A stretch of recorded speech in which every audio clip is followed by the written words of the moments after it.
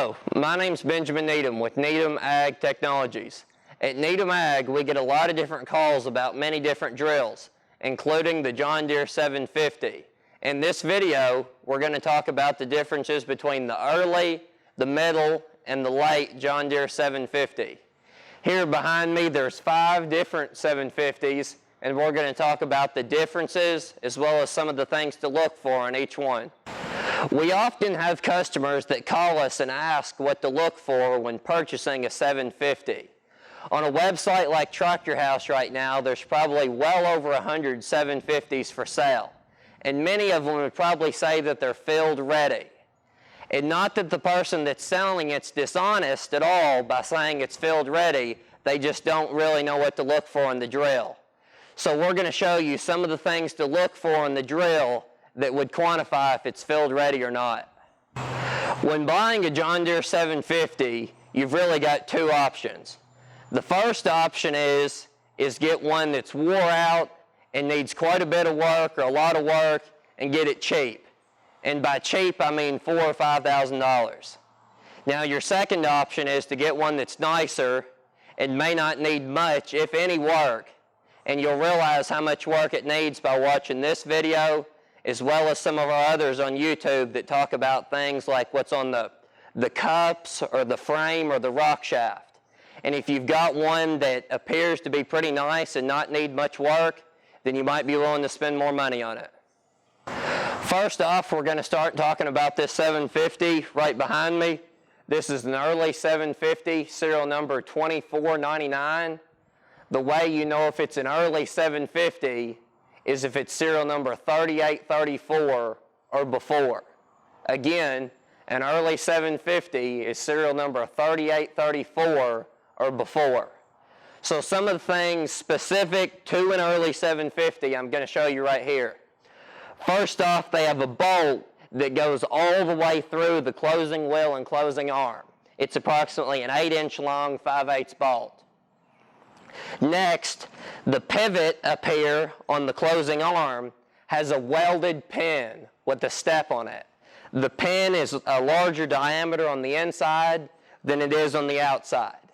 And we at Needham Ag do not sell a kit to fix that. We recommend a kit called the RK Products Kit. There's a company called RK Products in Illinois, and we do not sell their stuff. We've just seen that it's a good kit and it works, so we recommend people to go to them for the early 750. We're still here at the back of the early 750. We're still going to talk about the pivot here at the top of the closing arm. As you can see, this is shot and was shot many acres ago and definitely needs to be replaced. There are no bushings in here. It's just a pin with a step in it that goes through the housing. And that's why we recommend the RK Products Kit on the early 50, is because they have a kit for this here that does not have bushings. Next, we're going to talk about the firming wheel. This is a 12-inch tall firming wheel, which is incredibly wide. It's just way too wide to fit the seed slide, and it has no flexibility, so they don't work very well at all. Next, we're going to talk about the disc hub bearings. This is very important here. You need to check on the drill, you need to check all your disc hub bearings, make sure they aren't loose at all, as you see here. In some extreme instances, like worse than what you just saw, we've seen where people have ran their openers so long with the bearing out that the hub has actually eaten into the arm. And the small hub seal that actually seals the hub where the bearings are no longer fits tight on the opener arm, which is a big problem and can ruin your arm. Next, what you need to check is you need to check the MOA pins. The MOA pins on this drill here actually aren't terrible, but a lot of times 750s that we see, those are bad, and that's a big job to replace and fix those. So if you have got a 750 you're looking at and the MOA pins are bad, then that's a big job replacing them. Next, we're going to talk about the seed boot. Once the seed boot begins to wear upwards is when the seed boot needs to be replaced.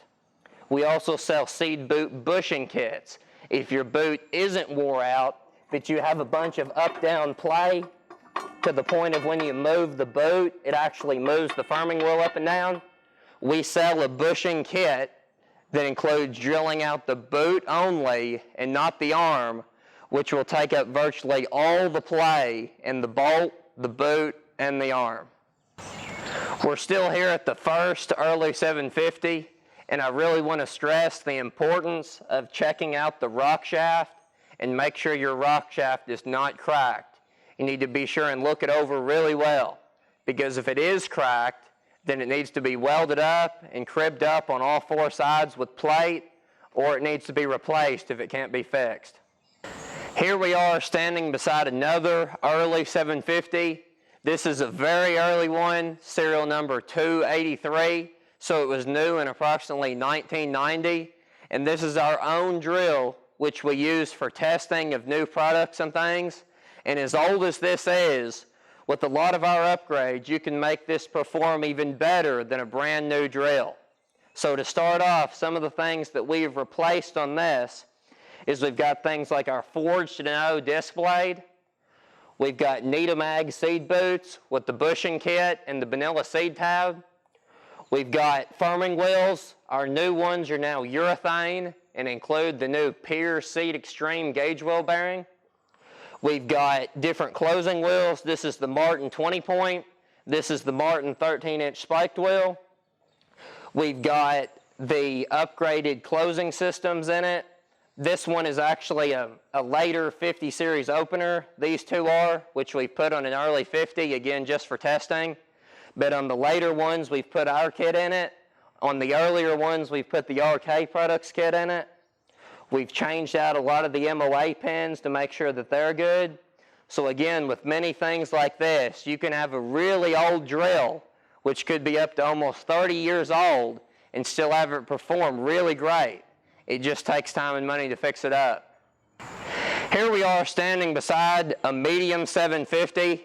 Now this medium 750 does have a 5/8 bolt through the closing arm pivot, like the later ones. And if it has a 5/8 bolt through it, you can use our Needham Ag kit. Now it's kind of unclear on the John Deere website, because according to it, some of the medium 750s still have a welded pin. Now the early ones have a welded pin on it that has a step on it. It's a larger diameter at one end than the other.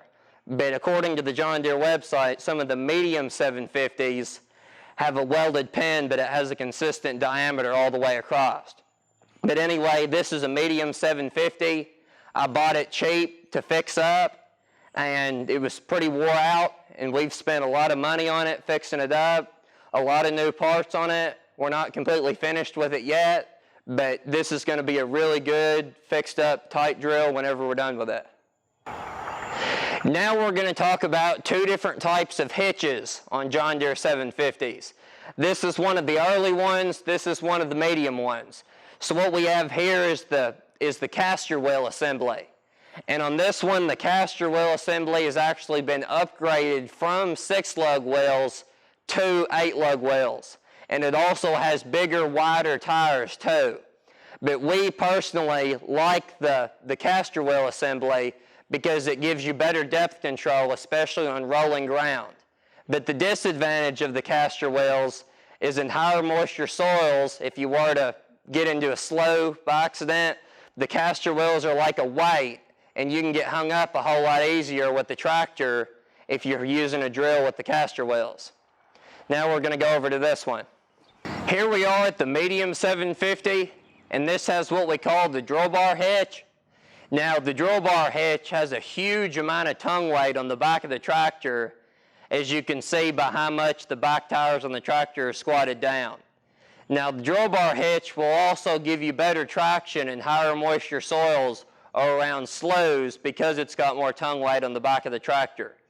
But the drill bar hitch will not follow the ground, if it's rolling ground, near as well as the drills with the caster wheel assembly will. Now there's also a third kind of hitch, and that's called the 2-point hitch, and it goes on the left arms. So the advantage of that is if you do get in a mud hole around sloughs or anything, you can pick the drill up on the left arms to give you even more weight on the back of the tractor. But a lot of people have operators that'll pick the drill up on the 3-point hitch and forget to set it back down. and then that's really bad because the front rank is off the ground whenever you pick it up that much. We're still here at the medium 750. We're going to talk about the way the down pressure works. Now, this down pressure adjust here, you loosen the nut and you slide this carriage forwards and backwards, but the 750 still had this until about serial number 20,000. So all the early, all the medium, and some of the late even still have this kind of a down pressure adjust. So it still works really well, no problems with it. We just wanted to show you how it works. Here I am standing in front of a 20-foot John Deere 750. It's in the 16,000 serial number range. And this is a really, really nice drill now. This has had almost all of our upgrades. It's had just a whole lot of money spending on it. It's now a really, really good drill. In the near future, we're going to put our narrow gauge wheels on it with the extended life bearing and the extended life urethane tire. Here I am standing beside a late model 750. This is in the 23,000 serial number range. So this has the late 750 rock shafts, which are a lot heavier and nicer than the early and medium 750 rock shafts. This has got weight. We always recommend weight on drills, especially in no-till conditions. It's got a hopper extension. It's got the late 750 hard plastic seed tubes. So this has had a whole lot of our Needham Ag parts too. It's had new discs, new firming wheels, new seed tabs, new closing wheels. So this is also a really good drill now too. Here we are at the front of the late model 750. Because it's a late model 750, it also has the closed center hydraulic system with the pressure gauge. It's a whole lot nicer than the carriage that's on the medium and the early 750s. This also has a new hitch and a new tongue. It's got the 8-lug wheels on the front. As you can see, it's got the nicer seed tubes, and it's also got 2 hydraulic cylinders instead of 1. It's got a separate hydraulic cylinder for the front as well as the back, so that if you wanted to plan on 15-inch spacing, you can. All right, so just to recap, it really boils down to the 2 things that we talked about at the beginning of the video. You've either got to get a drill that's wore out and needs a lot of time and a lot of money spent on it and get it cheap. Or you need to get one that's nice and you're sure that it's nice and doesn't need a whole lot of time or money spent on it, and then you can spend more money on that from the beginning. Now there's also options like weights or markers or a small seeds box that are worth $1,000 or more a piece, and you might be able to find 2 drills, one that's got the extra options and one that doesn't, and they may not be that different in price. But again, make sure that you're comparing like to like on the wearing parts. If you've got one that's in a lot better shape as far as the wearing parts, you probably need to go with that one. Now also, I really want to stress looking at the rock shaft and make sure that your rock shaft isn't cracked or broken, because that's a really expensive fix. And I also want to stress that you check the disc hubs and the disc hub bearings, because if the hub is worn into the arm and rent your arm, then that's also a really expensive fix. So I hope you've learned a lot from this video. I hope you've enjoyed it.